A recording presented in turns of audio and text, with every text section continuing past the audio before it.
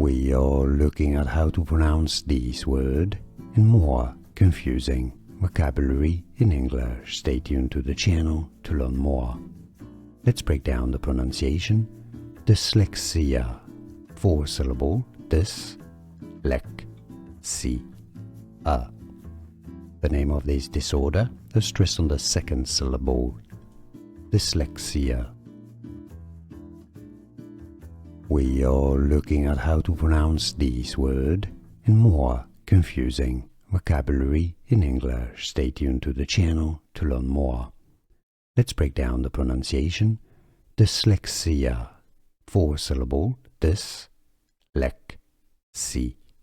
The name of this disorder is stressed on the second syllable.